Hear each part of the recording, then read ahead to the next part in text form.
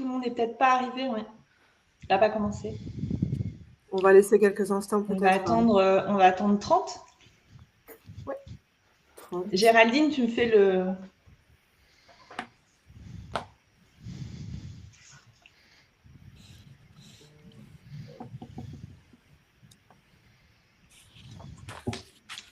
Bonjour à tous.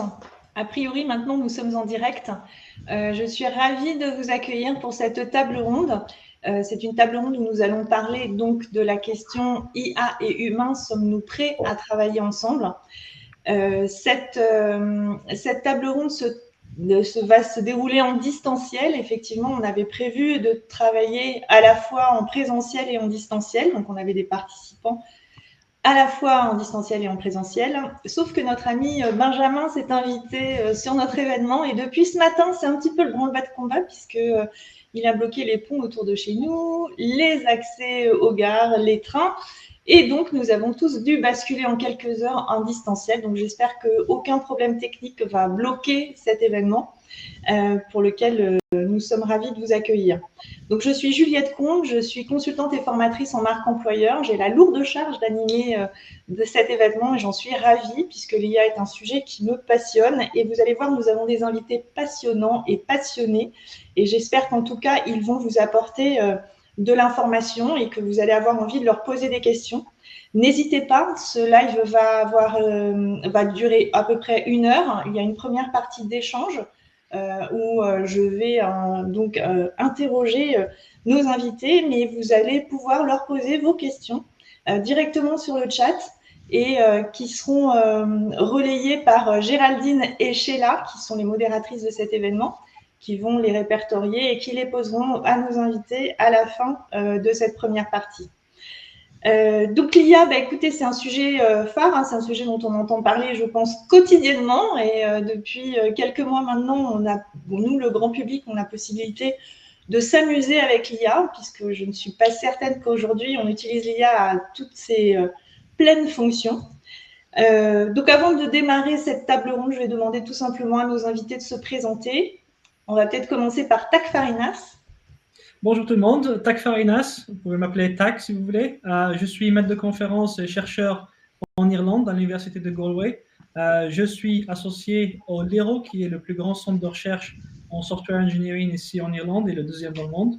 Ma recherche est principalement sur l'intelligence artificielle, comment est-ce qu'on peut l'utiliser pour améliorer nos systèmes informatiques et aussi comment est-ce qu'on peut intégrer cette intelligence artificielle dans nos systèmes informatiques avec plus de performance et aussi plus de fiabilité. Merci Tak. Je vais passer la main à Thierry. Bonjour à tous, Thierry.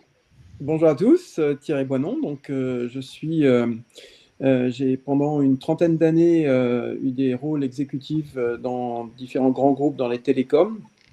Et puis maintenant, j'accompagne les dirigeants de start-up, de scale-up ou de PME, ETI plutôt industriels qui sont des phases de transformation importantes. Moi, j'utilise et je côtoie l'intelligence artificielle ou le machine learning depuis déjà plus d'une dizaine d'années dans les mondes technologiques où on faisait des jumeaux numériques, des systèmes virtuels et des simulations et autres, ce qui font que effectivement cette technologie qui maintenant arrive, comme tu le disais Juliette, beaucoup plus dans l'utilisation de tous les jours et c'est intéressant de voir cette évolution. Merci. David ?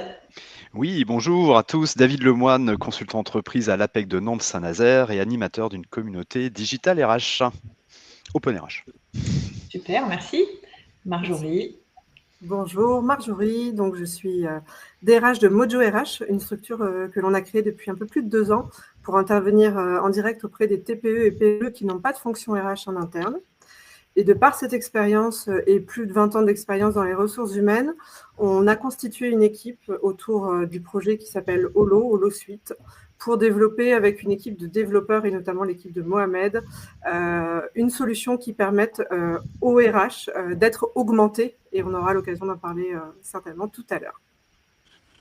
Merci beaucoup. Bon, ça promet d'être passionnant. Donc effectivement, nous, au grand public, aujourd'hui, c'est un petit peu comme Internet. On a eu accès à Internet dans les années 2000, alors qu'Internet existait déjà pour les professionnels qui l'utilisaient. Et tout d'un coup, le grand public a découvert Internet et a commencé à pouvoir surfer sur le web. J'ai un peu l'impression qu'on vit la même chose aujourd'hui avec l'IA. C'est-à-dire que l'IA, finalement, est aujourd'hui partout déjà dans nos applications, dans notre quotidien.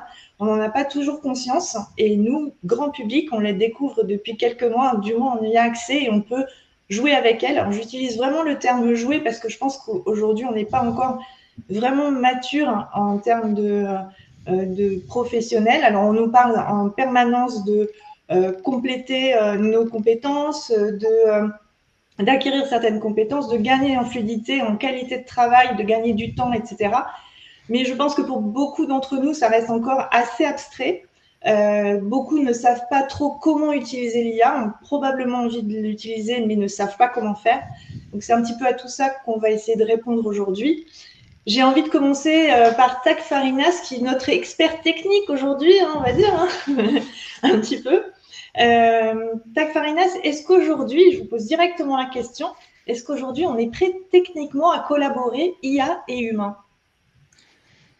Collaborer, je dirais oui, mais les outils et les interfaces qu'on a aujourd'hui, je dirais, elles sont moindres, elles ne sont pas aussi performantes pour faciliter cette interconnectivité. On fait déjà un bon travail, bien sûr, depuis les LLM ou les Large Language Models tels que GPT ou autres, on a vu une première approche pour créer cette interaction, cette collaboration. Bien sûr, ces large language models, ce qui est bien, c'est qu'ils sont entraînés sur des larges corpus de texte, tout l'Internet pratiquement, et ce qui est bien, c'est qu'ils permettent de rédiger, de raisonner, d'expliquer et surtout de dialoguer. Donc, ils peuvent dialoguer sur tout et n'importe quoi. Donc, c'est le premier attempt, c'est le premier essai d'avoir quelque chose, une IA polyvalente et capable d'interagir. Mais le problème sur ça, c'est qu'on reste dans une boîte pour laquelle on peut poser des questions, on reçoit une réponse, et le problème, c'est que cette réponse-là, elle n'est pas personnalisée, elle dépend de ce que l'IA a appris sur Internet. Donc, on peut imaginer cette IA, ces LLM, comme étant je ne sais pas, régurgiter ce qu'ils ont appris sur Internet. Et bien sûr, on est en train de bouger sur tout ce qui est Agentic AI. Je peux vous en parler un peu plus si vous voulez. Ce qui est bien avec ces agents IA, c'est qu'ils ont d'autres atouts. Principalement, ils ont ces deux atouts. Le premier, c'est qu'ils ont accès à nos données personnelles. On peut leur donner accès, par exemple, à nos boîtes mail, on peut leur donner accès à notre base de données. Et aussi, ils ont cette capacité d'utiliser des outils. Par exemple, ils ont accès à Gmail, ils peuvent envoyer des emails. Ils peuvent avoir accès à un navigateur web, du coup, ils peuvent chercher vraiment Internet et voir ce qui se passe là-bas. Donc, vraiment, ces agents, c'est là où nous sommes aujourd'hui. Donc, on est en train de devenir meilleur et celui qui réussira à craquer vraiment, à avoir un système agentique performant, c'est vraiment, il aura tout gagné, il aura vraiment cassé cette barrière d'interaction entre l'IA et l'humain. Donc, si je comprends bien, aujourd'hui, on a un premier niveau d'accès à l'IA.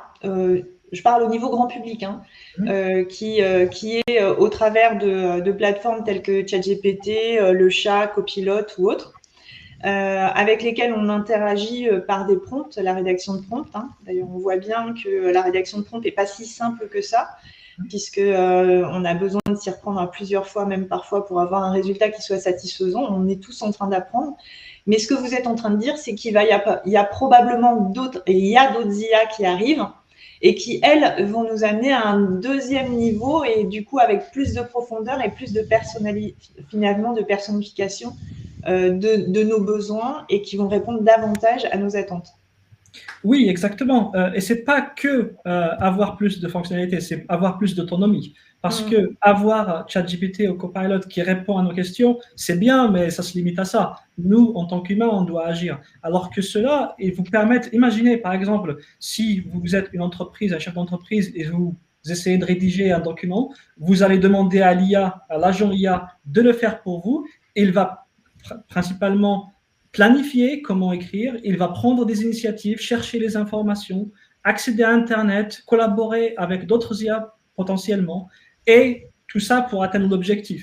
Et en plus de ça, il va pouvoir partager le document, créer des visuels et potentiellement créer une réunion pour vous et inviter les collaborateurs pour y participer. Donc, on sort de l'IA qui est juste descriptive, qui vous permet juste de répondre à une question générale, à un truc qui est vraiment personnalisé pour l'entreprise ou la personne, et aussi avec des actions, avec plus d'autonomie.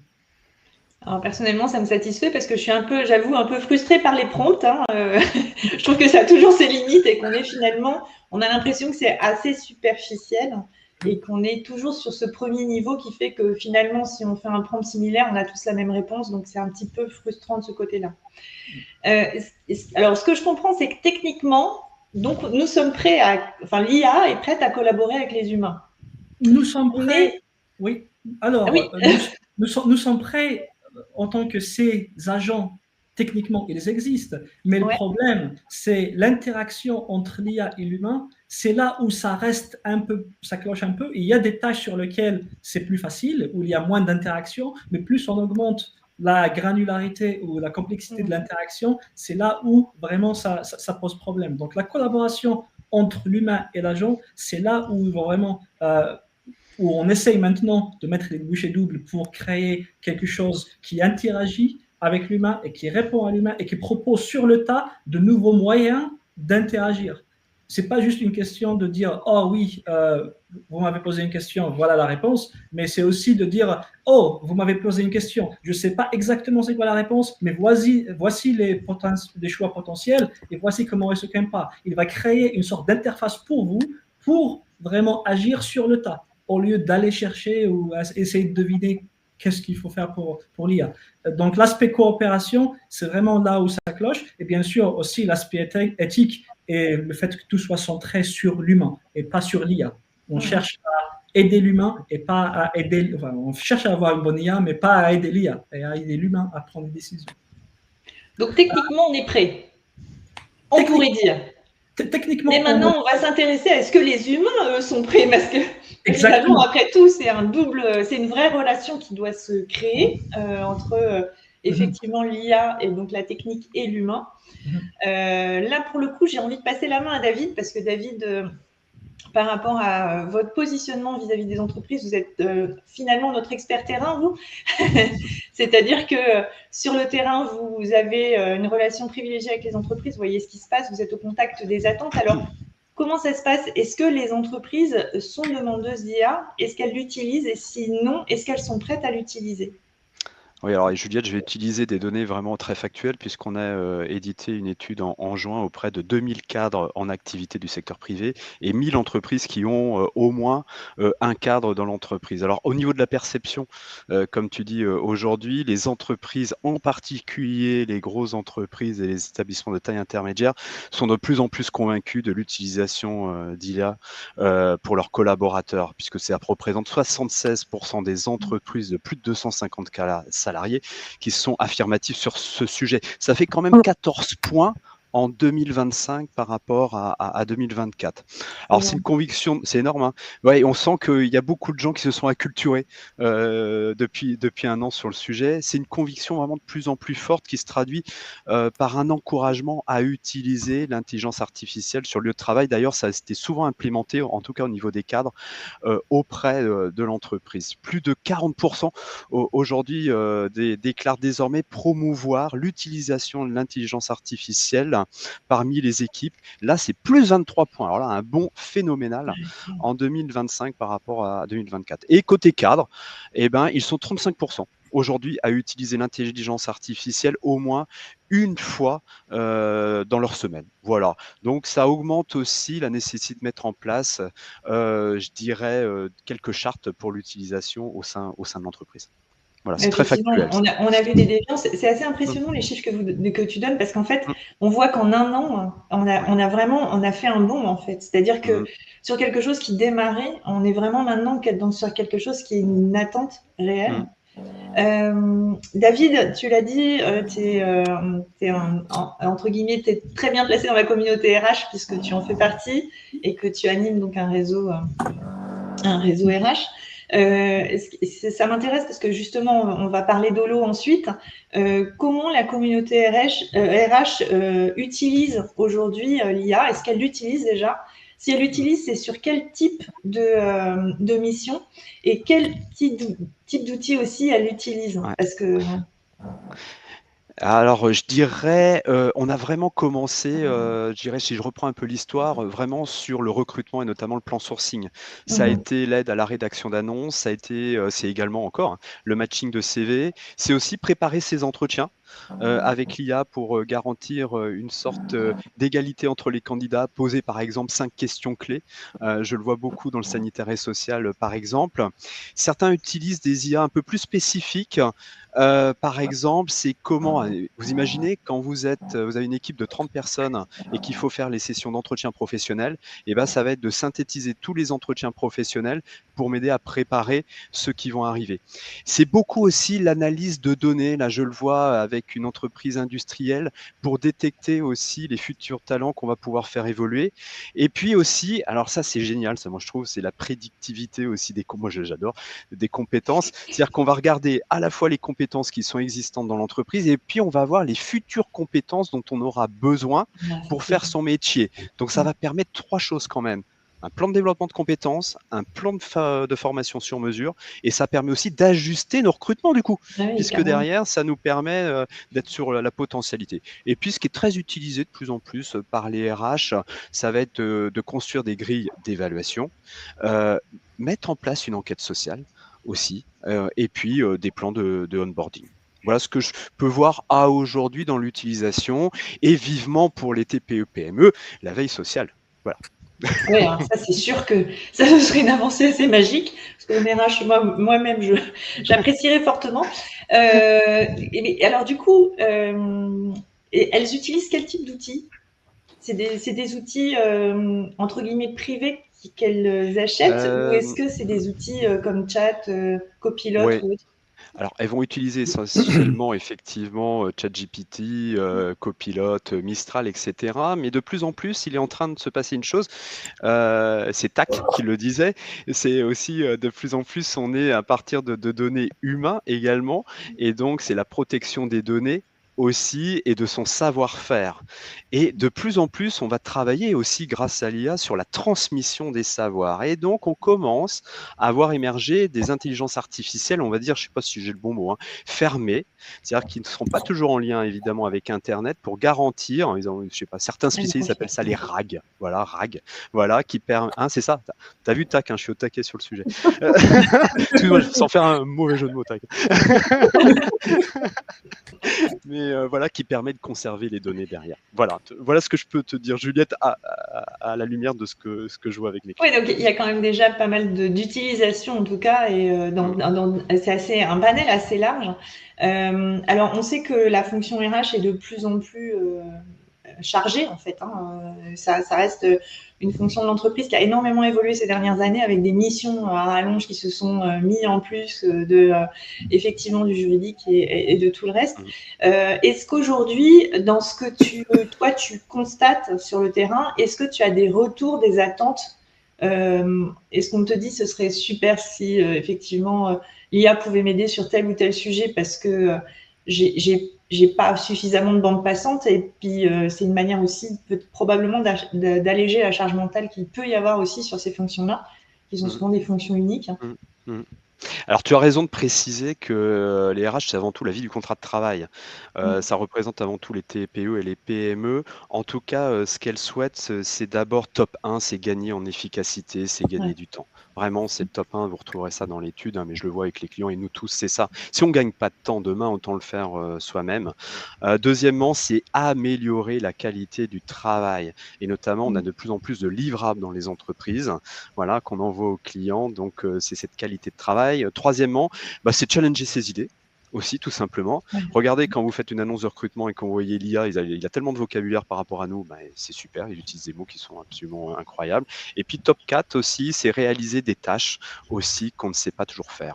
Voilà. Okay. Donc on faut ouvrir le champ des possibles et en même temps développer une qualité RH. Ouais, complètement. Ok. Et j'oublie pas quand même s'alléger la charge mentale administrative Bah oui. pour se centrer de plus en plus sur le stratégique.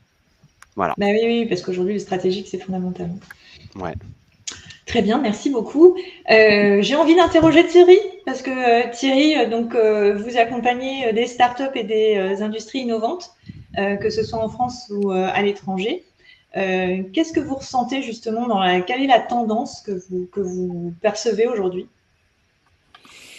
Alors, effectivement, on voit, je crois que c'est ce qui a été indiqué tout à l'heure, on voit que l'IA arrive partout. C'est-à-dire que là, à 76%, ça commence à être une large majorité. Et que chacun d'entre nous a sans doute au moins une fois, voire plusieurs fois, utilisé l'IA. Donc, les comportements changent. Et l'exemple que TAC a pris tout à l'heure, par exemple, sur la gestion des emails, ça peut en être un, où on commence à voir un petit peu d'automatisation, on commence à voir effectivement que certains outils apportent des évolutions. Moi, je pense qu'on est encore au balbutiement et que la vraie révolution, elle arrive. Je crois que TAC en a parlé un petit peu sur les agents. La vraie révolution, elle est autour de l'agentique. Et pourquoi? En fait, l'agent, c'est celui qui, dans l'intelligence artificielle, commence à avoir non seulement des capacités de construire et de développer, mais une vraie capacité d'autonomie et de décision indépendante. Si on prend par exemple le cas des emails, et c'est ce qu'on connaît de l'IA depuis maintenant pas mal d'années, on utilise des bases de référence, c'est souvent fait autour de statistiques, c'est-à-dire que quand l'IA construit un texte, en fait, c'est une question statistique de dire, avec tous les mots qui ont été utilisés, le suivant, c'est ce mot-là. Et puis, on peut effectivement, en mettant des règles de fonctionnement, laisser l'outil fonctionner selon les règles qu'on aura définies soi-même. Mais si je prends un autre exemple, et il y en aura d'autres dans les HR, donc je vais le prendre en dehors des HR, mais par exemple, si on le prend dans les achats, et qu'on voit une IA qui travaille dans les achats, on peut très bien imaginer que l'IA surveille quels sont les fournisseurs d'aujourd'hui, surveille de manière totalement autonome quels vont être des fournisseurs qui vont être plus compétitifs que ses propres fournisseurs, considérer qu'on a trop de fournisseurs pour un segment de marché et pour un segment de type de produit, et de sa propre initiative, décider de faire un cahier des charges, de lancer une consultation, d'avoir le résultat de la consultation et de proposer la consultation à la direction des achats sur quelque chose qui a été de manière totalement autonome, décidé, développé, implémenté et dont on a le résultat. Alors après, évidemment, il faudra laisser comprendre qu'est-ce qu'on laisse comme niveau d'autonomie, quel niveau de décision et toutes ces parties-là. Mais ça, là, on est dans la vraie révolution. Parce qu'en fait, qu'est-ce qui peut se passer derrière? Et c'est là où c'est intéressant de comprendre aussi dans les ressources humaines comment est-ce que tout ça va fonctionner, parce que si on prend les 2 ou 3 fonctions dans l'entreprise que l'on a, ou le rôle que l'on a dans l'entreprise, un manager qui va avoir des agents IA qui va être utilisé dans son organisation, qu'est-ce qu'il lui laisse comme responsabilité de décision, justement? Qu'est-ce qu'il lui laisse comme marge de manœuvre.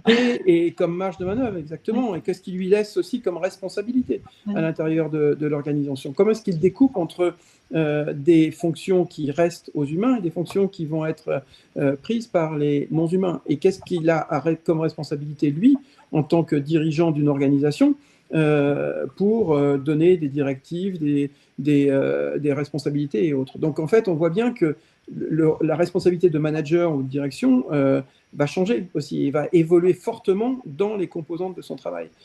Et un deuxième cas, c'est la personne qui est le co-employé. Donc quand on est dans une équipe et qu'il y a des agents IA qui vont effectivement fonctionner, si je reprends le cas par exemple des achats, on peut très bien imaginer qu'une certaine catégorie de produits a été automatisée, c'est des agents IA qui s'en occupent parce qu'ils sont simples et pas forcément stratégiques pour l'entreprise, mais d'autres produits sont conservés pour des IA, c'est-à-dire par des humains. C'est-à-dire qu'en fait, on va avoir une collaboration entre des IA qui vont faire pratiquement le même travail que des humains l'un à côté de l'autre, juste avec des domaines différents, des importances stratégiques différentes et autres. Donc comment un collaborateur humain va fonctionner à côté d'un collaborateur numérique. Donc ça aussi, c'est une question qui se pose et qui va se développer et on va vouloir comprendre comment ça se développe.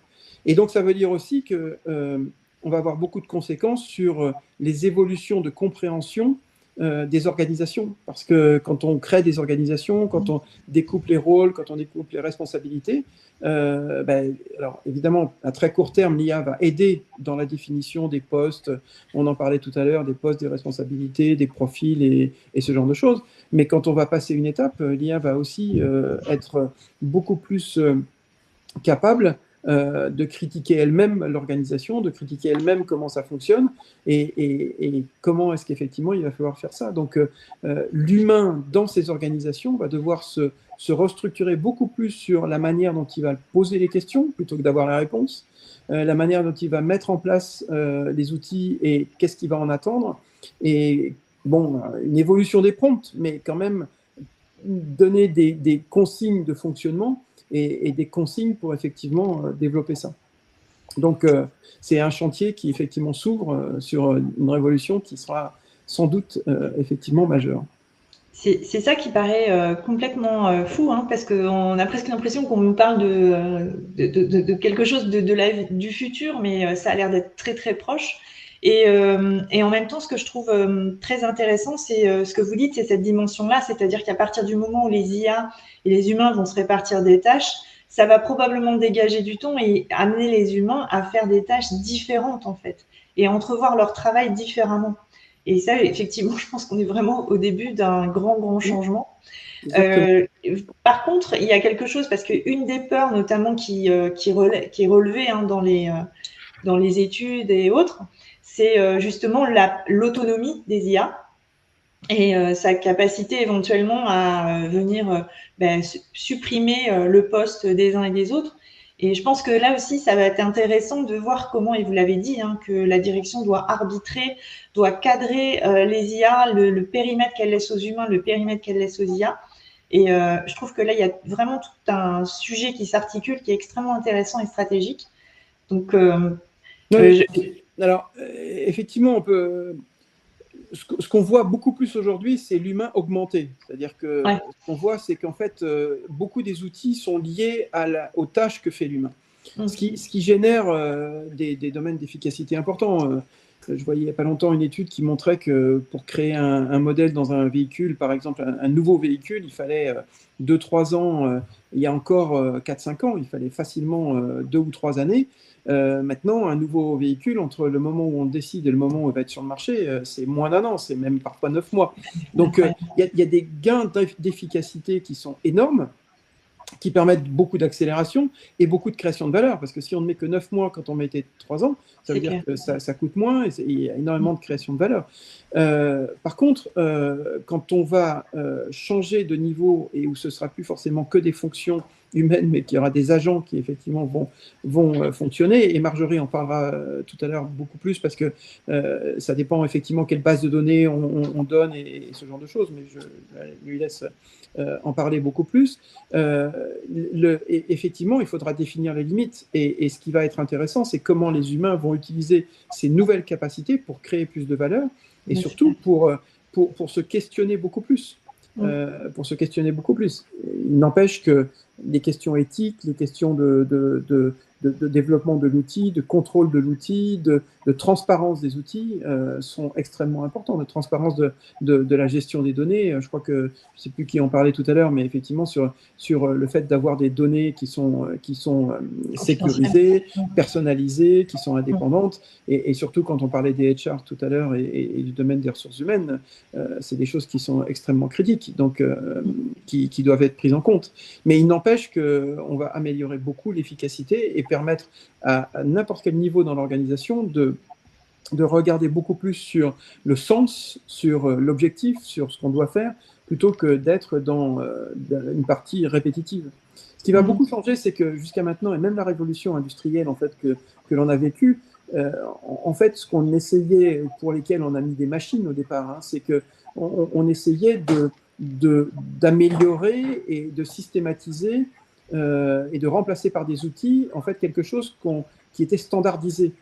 C'était une tâche qui était tout le temps standard et qu'on faisait comme ça. Et l'informatique a été très importante par rapport à ça pendant un certain temps. Maintenant, justement, et dans l'agentique, la grosse nouveauté, c'est que justement, ils sont capables, ces agents, d'avoir un certain niveau d'autonomie et de créer eux-mêmes des tâches et de définir eux-mêmes leurs propres tâches. Ce qui fait qu'en fait, on n'est plus dans le domaine de la répétition et de l'amélioration de la répétition de ce qu'on peut faire sur des tâches répétées, mais on est vraiment sur la possibilité même de créer de nouvelles tâches et de créer des nouveaux projets grâce à l'IA ou avec de l'IA. Donc ça paraît infini en fait. On est vraiment sur un peu infini. Bah justement, alors vous avez parlé de Marjorie, on va lui passer la parole. Marjorie, les agents IA, c'est un petit peu holo, non? On y est presque. Alors, on y est presque, mais nous, on a un parti pris, c'est de parler d'alter ego. Et c'est vraiment un parti pris qui est qui est conscientisé. Pourquoi? Parce qu'en fait, dans l'équipe, on part des besoins des RH. Et je vais rebondir sur la notion de Thierry sur la partie augmentée. Nous, l'objectif, c'est plutôt d'augmenter l'humain et pas forcément travailler là où on peut le remplacer. D'ailleurs, c'est pas notre manière de penser les choses.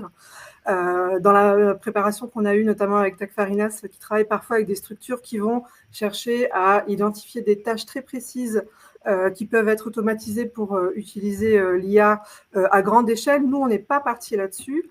On est plutôt parti de la réalité vécue dans les entreprises, la réalité qu'on vit, nous, RH, dans les entreprises, et que nos clients chez Mojo RH, par exemple, rencontrent.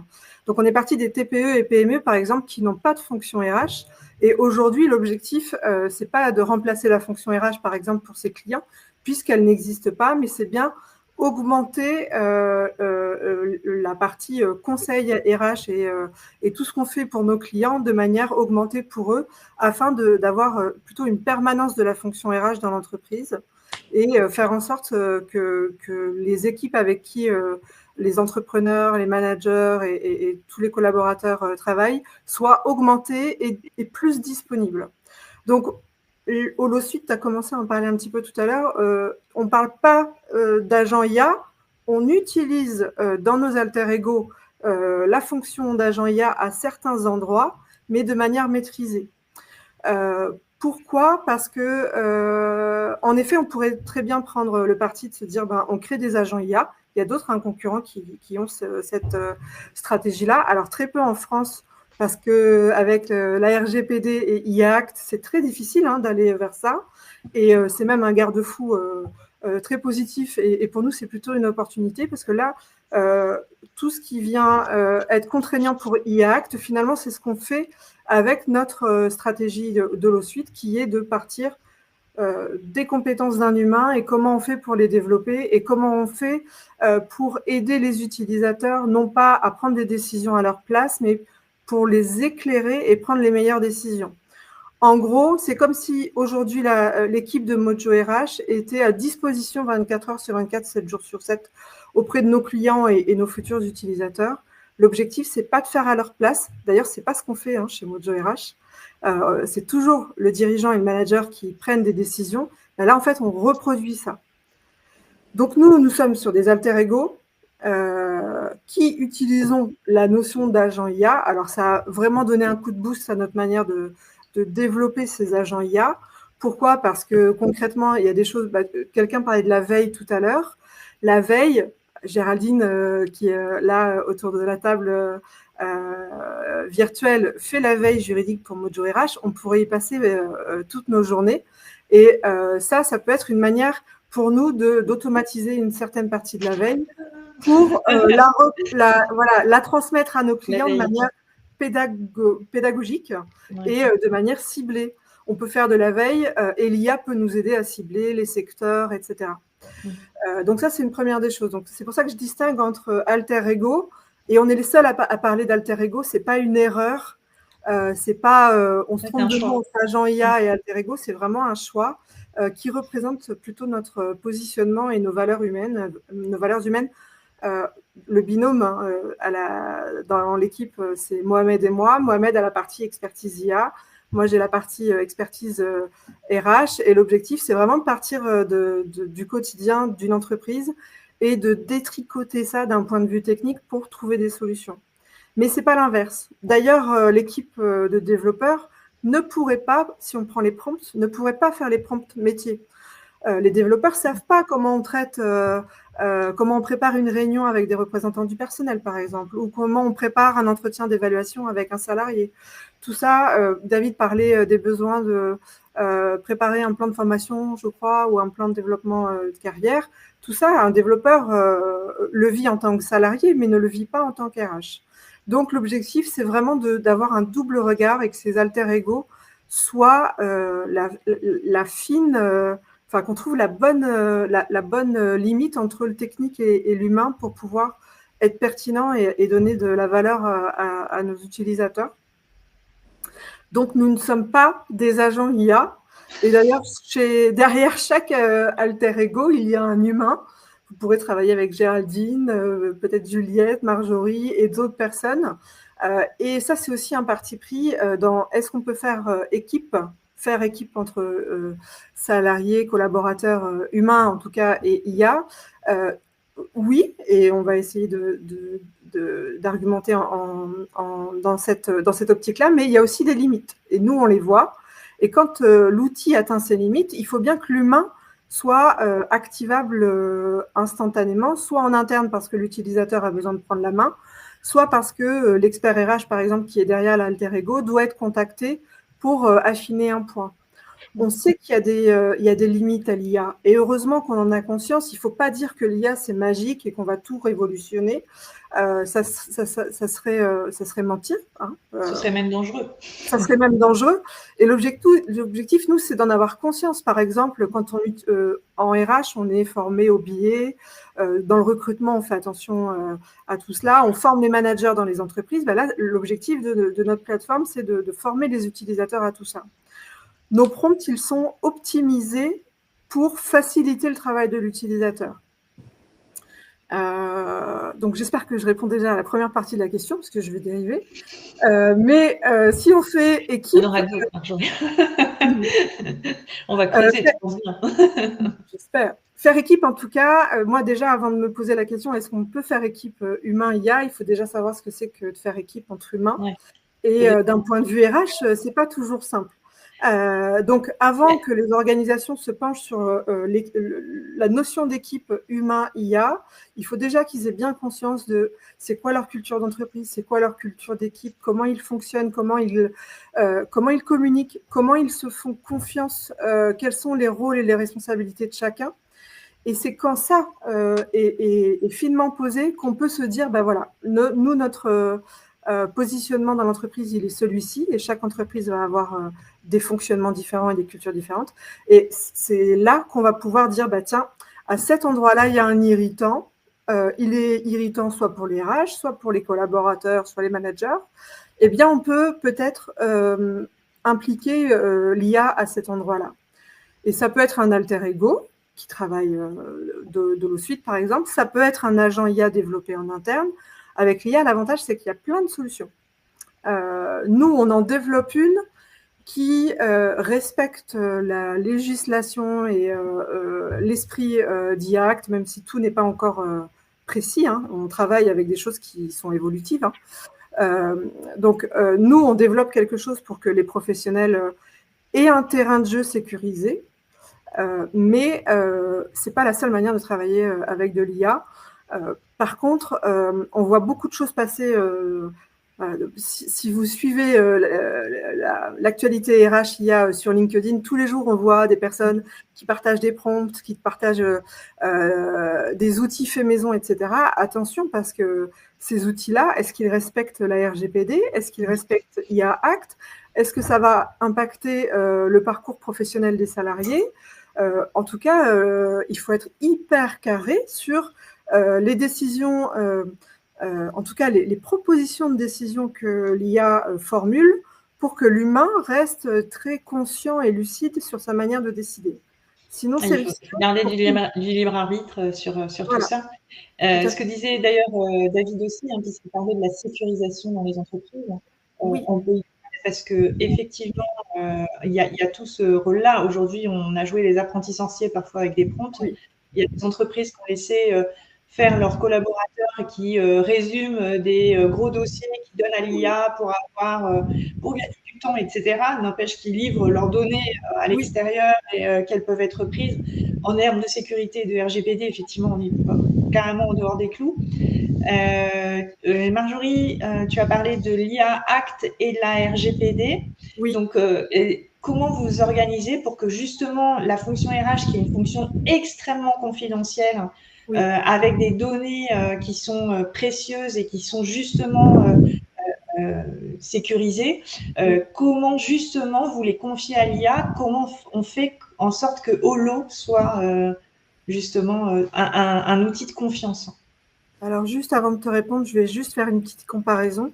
Si on utilise l'IA et notamment ChatGPT en version gratuite pour faire ça, là, en termes de faire équipe, c'est comme si on donnait le fichier salarié et les salaires à quelqu'un autour d'un café qui ne connaît pas et qui pourrait diffuser l'information. Parfois, on voit des personnes qui prennent des photos avec des screenshots d'ordinateur dans le train où on voit toutes les données. Ça reviendrait au même. En tout cas, il faut faire attention. L'IA, c'est un outil, mais dès qu'il peut utiliser les données, il s'en fait un malin plaisir puisque c'est l'objectif. C'est se baser sur un maximum. Il a été conçu pour ça. Voilà. Nous, l'objectif, c'est, et moi, je ne suis pas experte en IA, hein, je précise, je suis en RH et j'apporte les besoins métiers à l'équipe experte en IA. Alors, si mon vocabulaire n'est pas pile, vous pouvez me corriger, mais en tout cas, nous, notre fonctionnement, c'est quoi? C'est qu'on a un outil qui est développé par nos équipes. Selon la RGPD IA Act, d'ailleurs, les équipes ont été formées par Géraldine sur le sujet, qui a passé des jours et des jours à tout détricoter puisque c'est complexe. Donc, l'objectif, c'est que chaque membre de l'équipe développe de manière sécurisée sur des outils qui sont conçus pour être contenus dans des espaces différents pour pouvoir gérer les éventuelles attaques. Il faut toujours l'avoir en tête. Le but, c'est pas de dire qu'il n'y en a pas. Il peut potentiellement y avoir des attaques. D'ailleurs, tout le monde a vu que Canva ne pouvait pas s'ouvrir, par exemple, lundi. Voilà, c'est qu'il y a eu des soucis.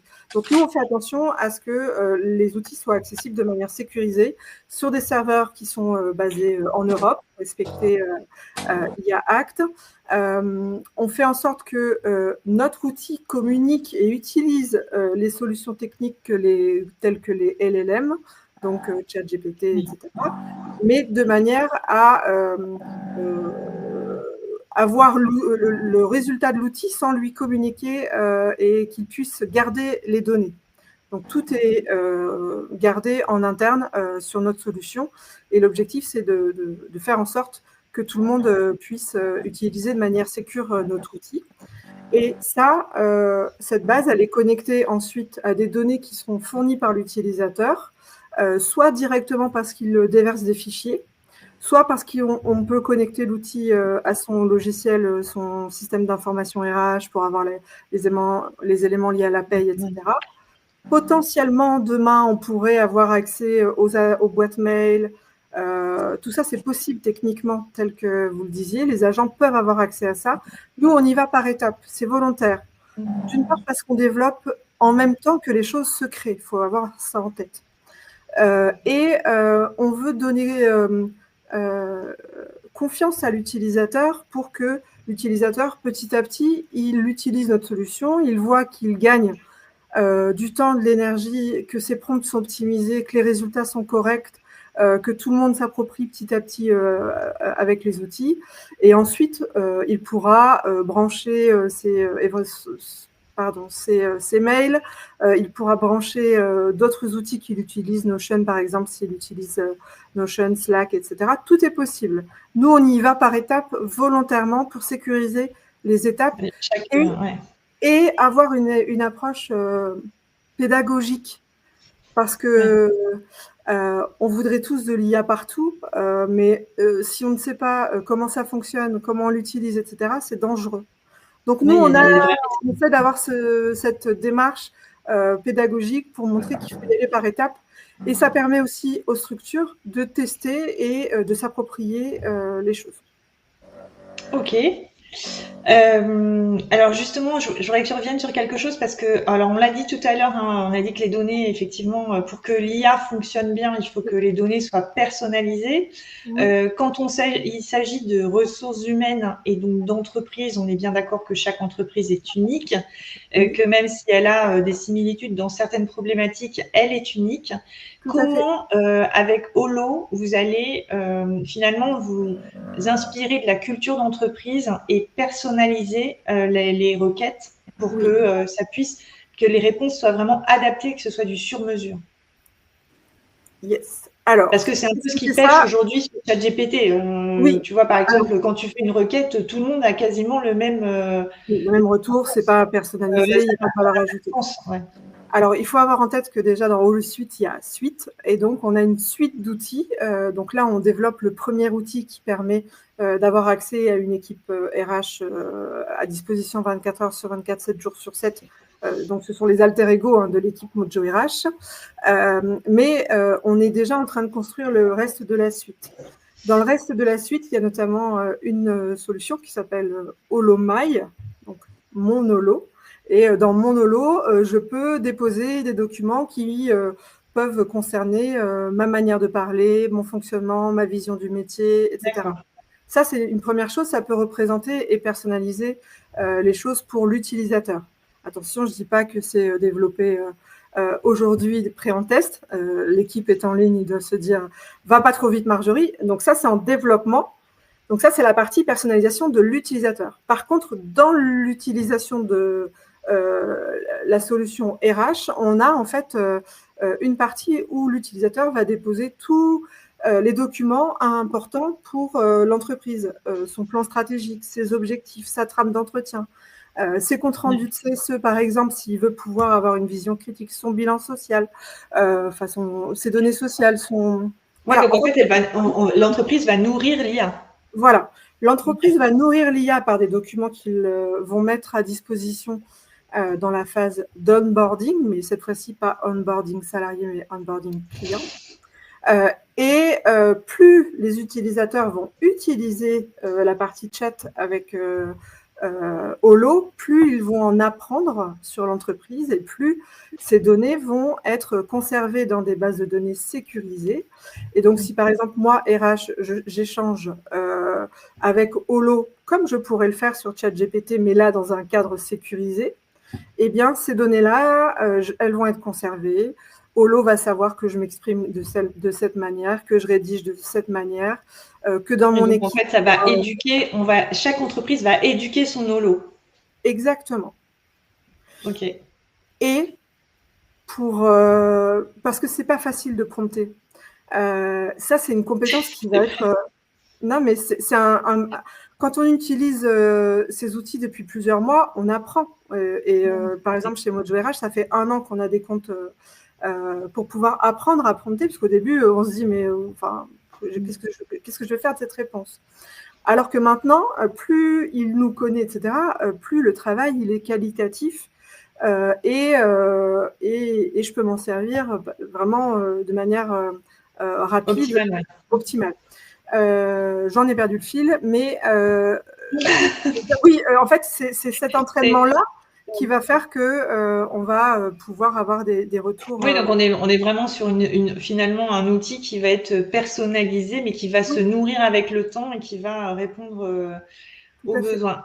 Alors, je l'avais dit au départ, c'est une discussion passionnante avec des gens passionnés et le temps, malheureusement, n'est pas extensible. Alors, désolée, je vais clore cet échange pour qu'on puisse avoir cette partie questions et qu'on donne un peu la parole aux personnes qui nous regardent.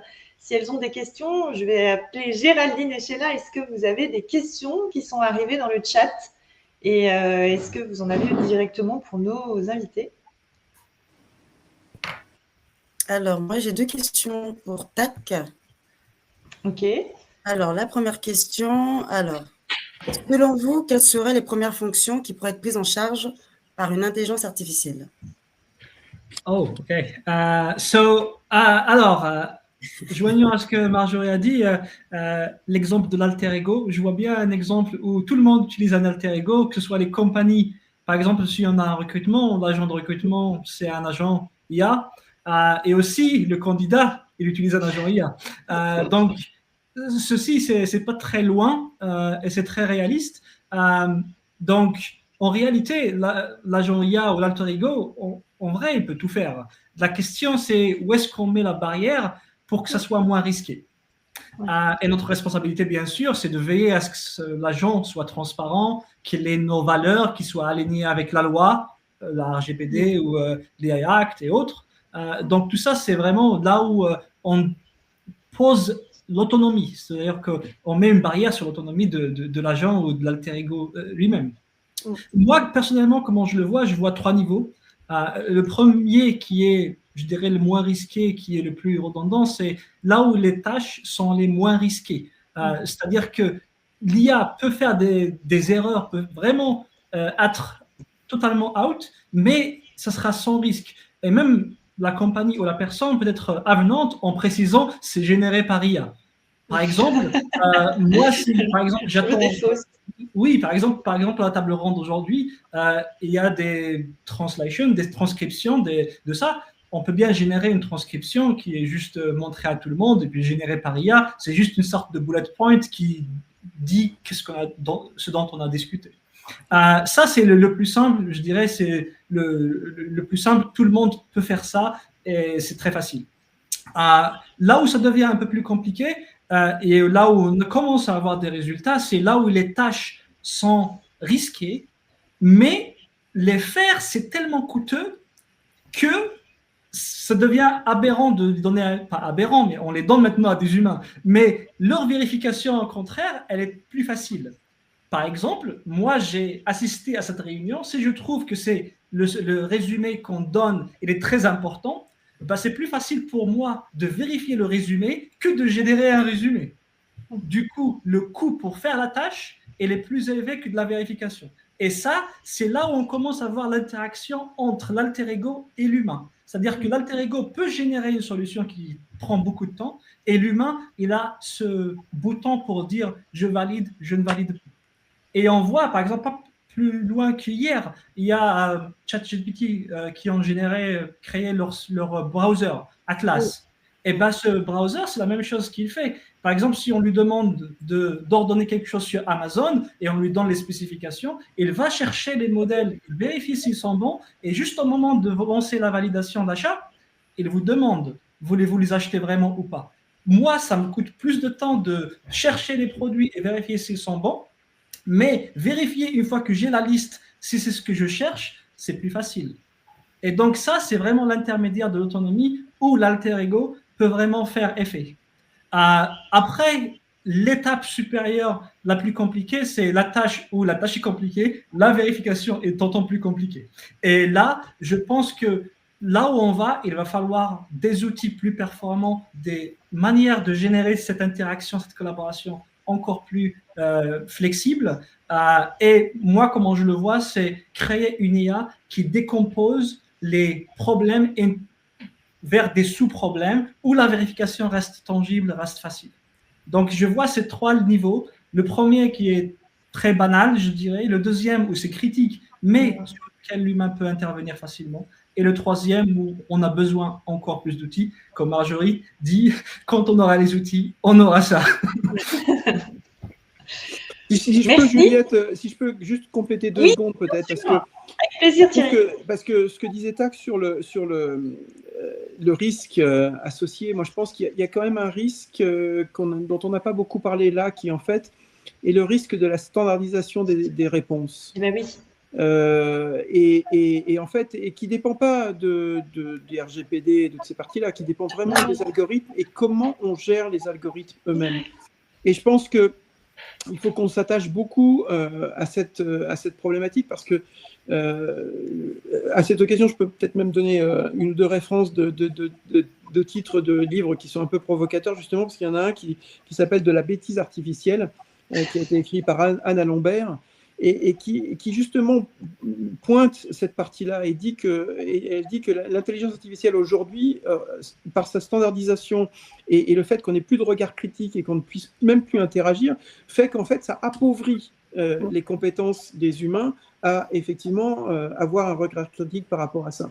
Donc effectivement, l'exemple que tu as pris est très bien, Tac, sur le résumé, et qu'on puisse critiquer le résumé, mais au bout d'un certain temps, sera-t-on toujours capable d'avoir un recul pour pouvoir faire un résumé et donc de potentiellement critiquer le résumé.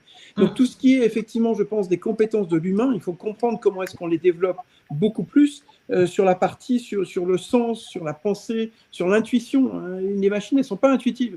Elles ne sont absolument pas intuitives. Donc comment est-ce qu'on reste par rapport à ça ?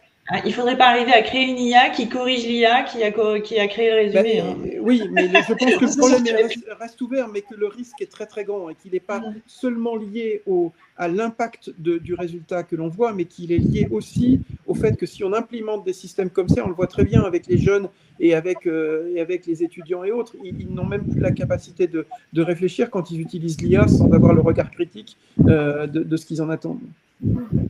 Merci. C'est un peu comme dans tous les outils. On va passer à une deuxième question parce que je pense qu'on est utile et qu'il nous reste très peu de temps. Il nous reste 6 minutes. Donc, alors, je vais peut-être enchaîner pour David. J'ai 2 questions. On avait commencé à parler tout à l'heure du plan de développement des compétences. Là, c'est un petit peu plus précis sur la formation continue. Y a-t-il une demande des entreprises en lien avec la formation continue et l'IA est-elle un incontournable pour l'optimiser ? Ça, c'est une question intéressante. Je vois des entreprises, notamment industrielles, qui sont sur la transmission des savoirs, ce que je disais tout à l'heure, qui utilisent des intelligences artificielles qui commencent à développer au sein même de l'entreprise pour justement, plus l'IA va apprendre sur les données, plus elle va retransmettre des informations qui vont pouvoir aux collaborateurs et collaboratrices de s'optimiser. Ça, c'est un truc de fou là qui est en train d'arriver. Je bois les paroles de tout ce que vous êtes tous en train de dire, parce que j'apprends déjà beaucoup. Et puis après, ça me fait des liens avec ce que je suis en train de voir dans les entreprises.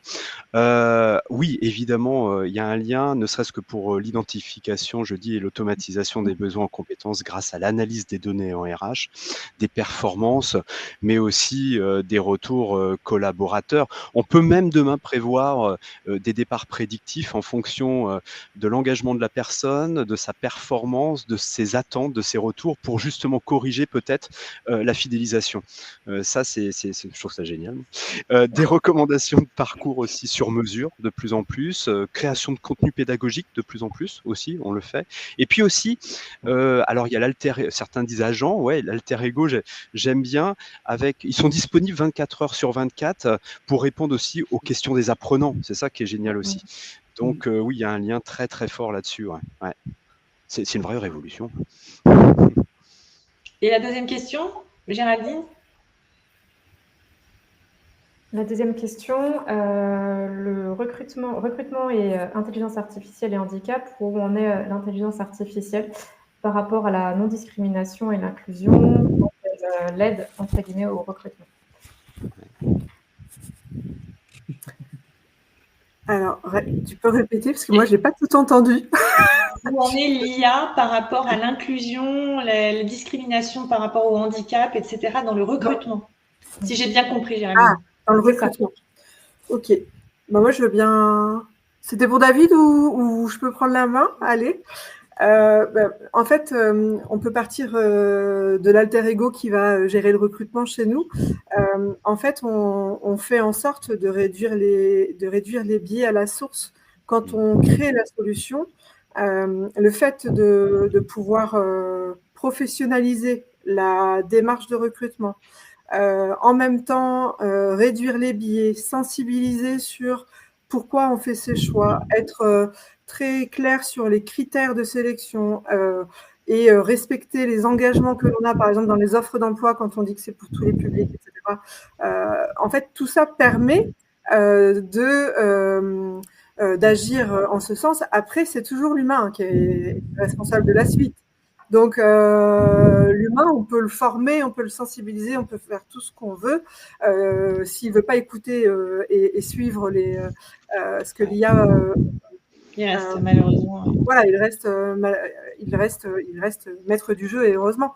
Mais par contre, ça peut… On va s'arrêter là, Marjorie, je suis désolée, il est 59 minutes et 15 secondes, donc on va avoir, je pense, une fenêtre qui va se fermer et qui va se couper. Ah d'accord, ok. Je vais me dépêcher de vous remercier infiniment tous. On pourrait continuer à discuter pendant des heures. Il doit y avoir des questions auxquelles on n'a pas répondu. Sachez que nous sommes disponibles pour y répondre en off après cet événement et dans les jours qui viennent, bien évidemment. Vous avez normalement nos profils qui sont apparus dans le chat avec tous les moyens de nous joindre. Je vous remercie infiniment. Je voudrais clore sur une citation qui dit « La meilleure façon de prédire l'avenir, c'est de le construire ». J'aimerais bien qu'on reste là-dessus et le méditer parce qu'effectivement, ça correspond aussi à l'IA et aux relations qu'on veut avec l'IA. Merci infiniment à tous et à très bientôt. 59. Merci On est bon. beaucoup. Très bonne fin de journée. Au revoir.